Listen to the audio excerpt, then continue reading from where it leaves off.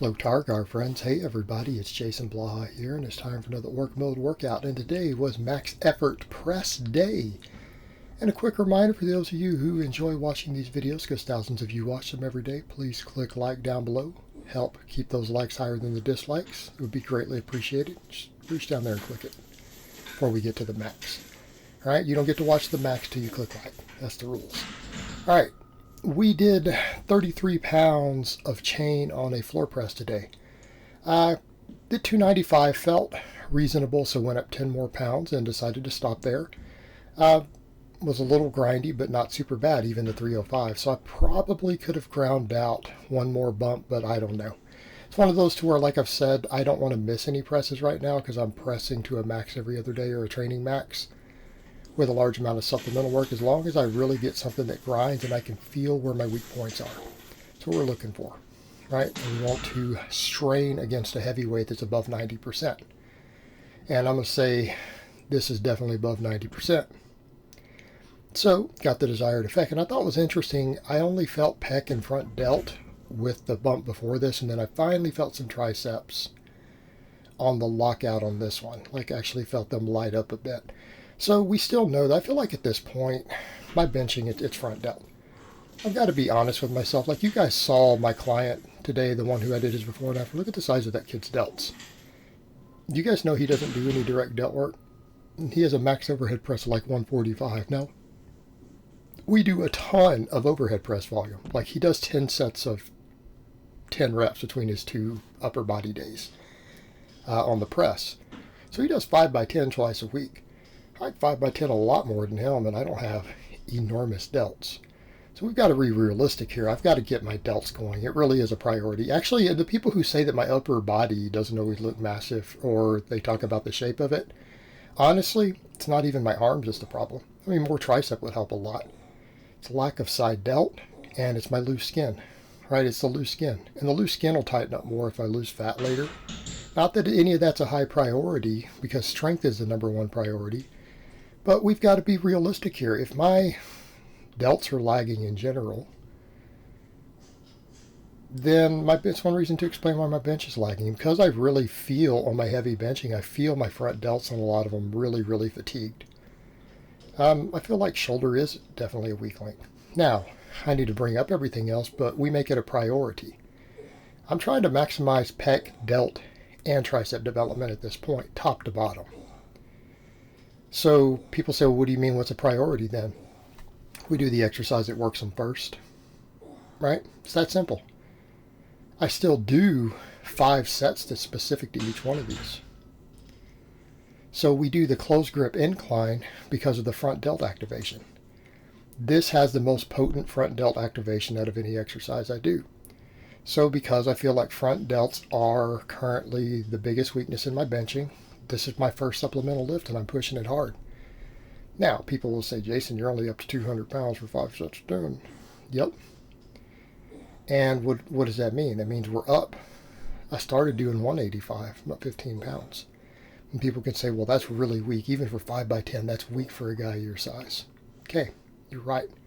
So how do we get stronger? Well, you get stronger by doing it every pressing session and trying to slowly work the weight up while still maintaining that high rep.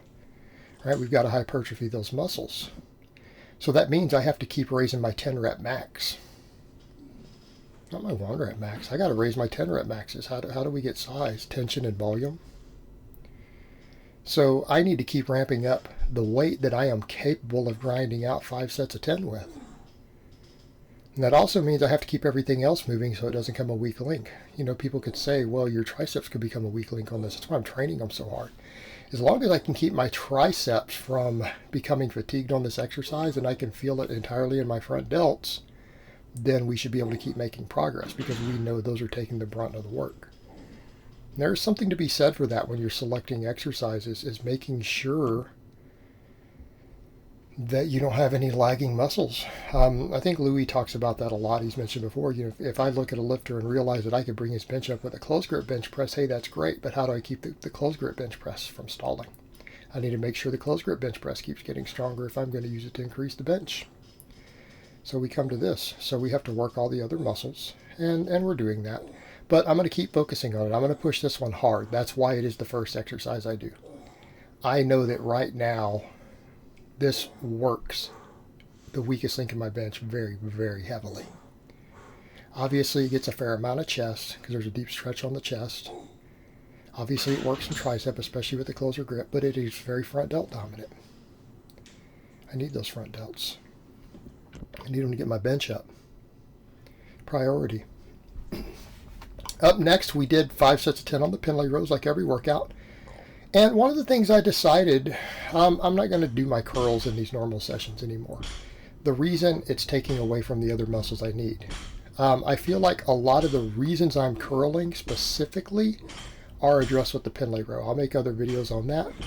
And I feel like at this point, I just need biceps to be pumped up and bigger. We're not worried about performance on the biceps because they're not that big of a performance muscle. We just need them thicker. And we need the tendon to be stronger to avoid bicep tears. Well, if I don't care about functional hypertrophy and I know I just need to get my biceps as big as they can get, even if it's just storing glycogen, can't we do that with just high rep band curls, right? We can do it with high rep band curls, and I can do those after my normal workouts. And I had been doing them some a little bit. They're really easy for me to work in later in the day when I'm doing other work. I can just run over and do a couple sets of them to failure. Like 25, 30, 35 reps till absolute failure. I'm going to get the benefits I want, and it helps with the bicep tendon. And then that way we're not working through and fatiguing this 10 rep range that may interfere with the Pendleys, because I need to keep doing the Pendleys. The Pendleys are important for my overall weak links. But as far as protecting the biceps on the deadlift, if you guys notice, I turn my elbows out at the bottom. We lock all the way out and then pull. All right, that will help tremendously with that. So it covers a lot of that. And I need these to be strong because they're one of my main rear delt exercises, one of my main trap exercises.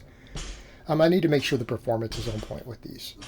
And too many curls of the heavier weight could interfere with that. And I feel like the little band curls won't, and the band curls will still give me that blood flow and everything else. The other thing to factor in, what did I point out last time on the curls? I've got to get 5 sets deep before I feel anything in my biceps. I feel them on the band curls. I feel them on the first set. A lot of it has to do with I probably have some nerve damage in that one bicep. Okay, I probably have some nerve damage.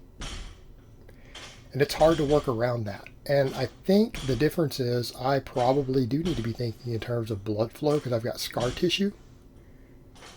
I possibly have nerve damage, so anything they can maybe get blood flow to that will probably help with those things. It'll help a lot.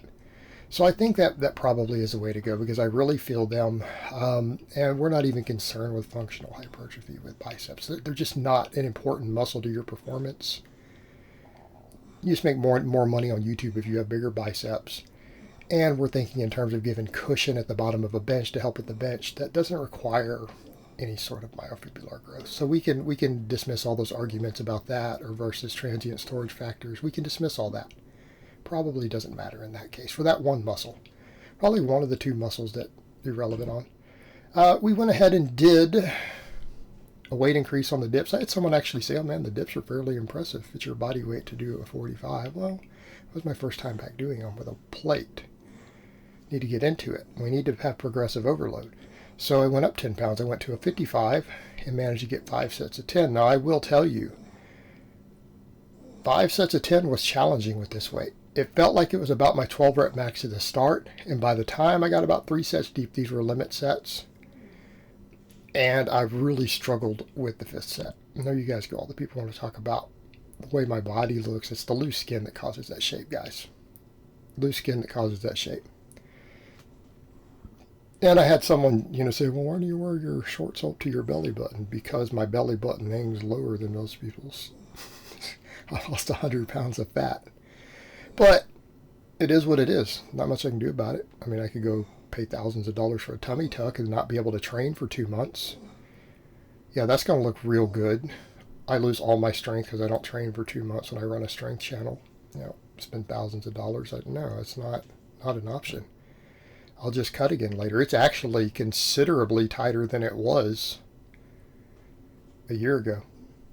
So we know that fat loss helps, and I'll just get leaner later. get my strength where I want it, bring up these weak points more, and then trim a little more fat off, right? We do. But we've got to progress on these lifts. So I'm progressing on that incline bench.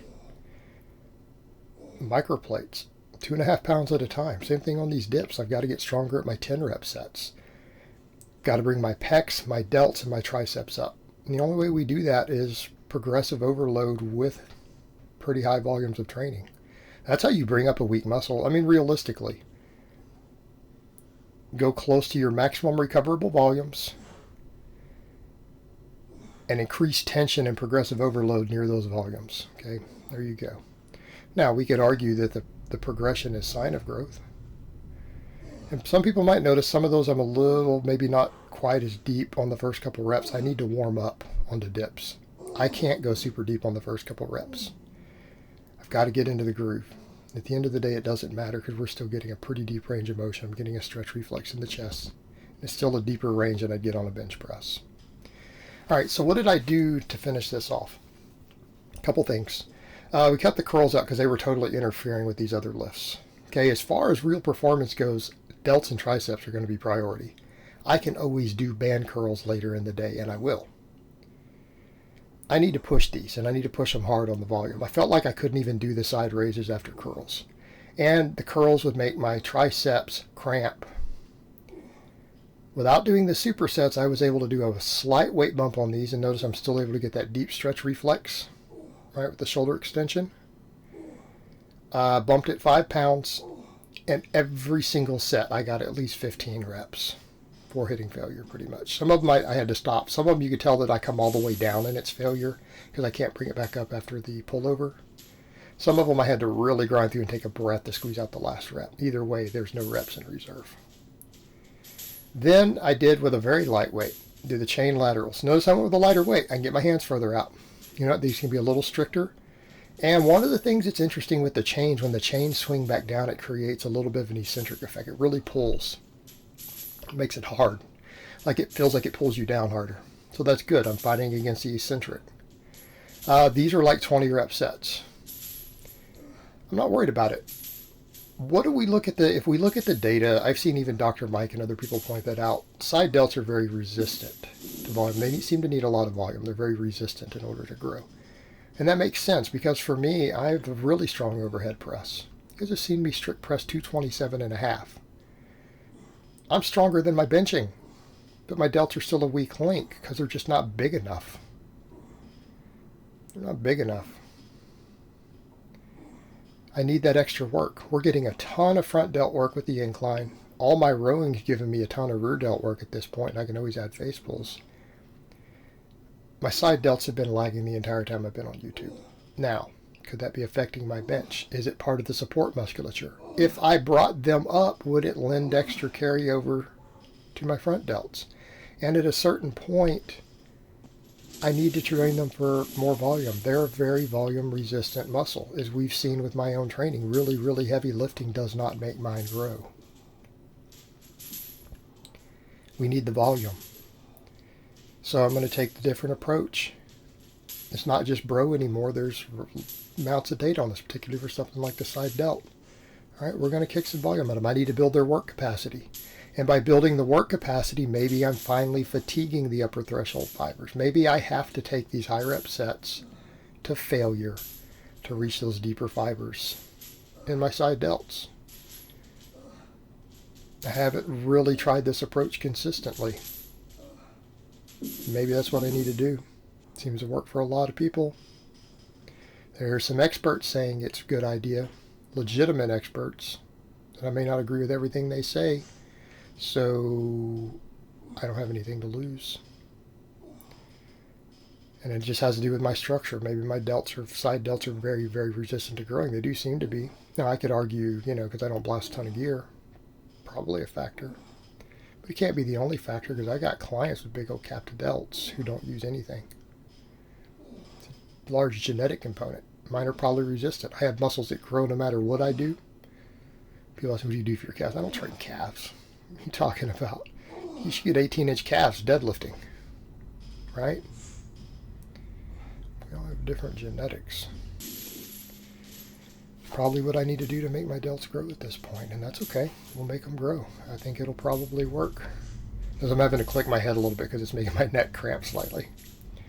So this will handle my side delts, probably some extra upper trap. My traps are probably going to blow up from this.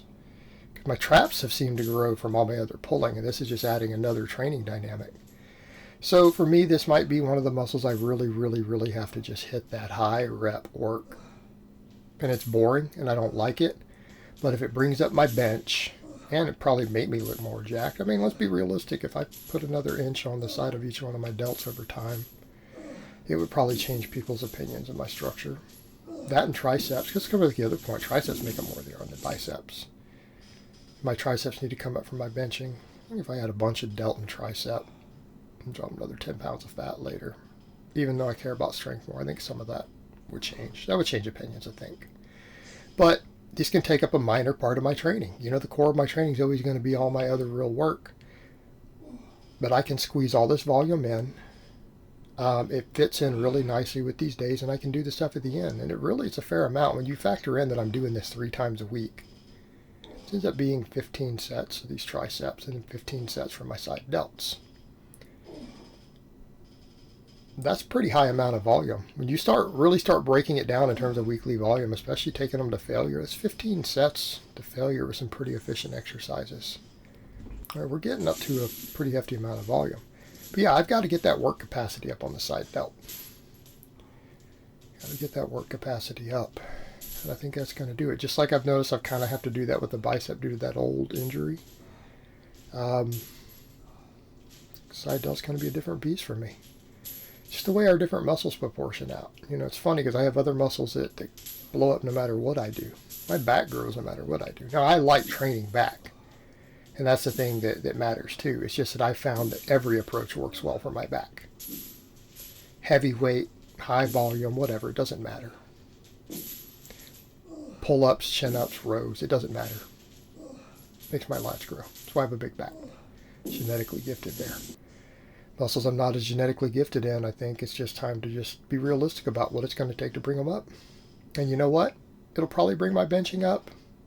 I would be willing to bet that the side delt, because my delts really are, even though my front delt is what's involved, seems to be a weakness on the bench tremendously. I have a feeling that as that side delt comes up from that extra work, my bench is just going to come on up, because it's just going to bring the whole shoulder structure up. And I probably just need this stability and support. I probably just need more shoulder girdle support on my benching in general, in addition to the front delt size, pec size, tricep size. So let's just address all of it. Let's just go ahead and address it consistently, train it hard, put in the work, and keep moving forward. Just like I've done with all my other stuff. I've got my squat and deadlift and everything sort of the same approach. Find the weak links, train them into the ground.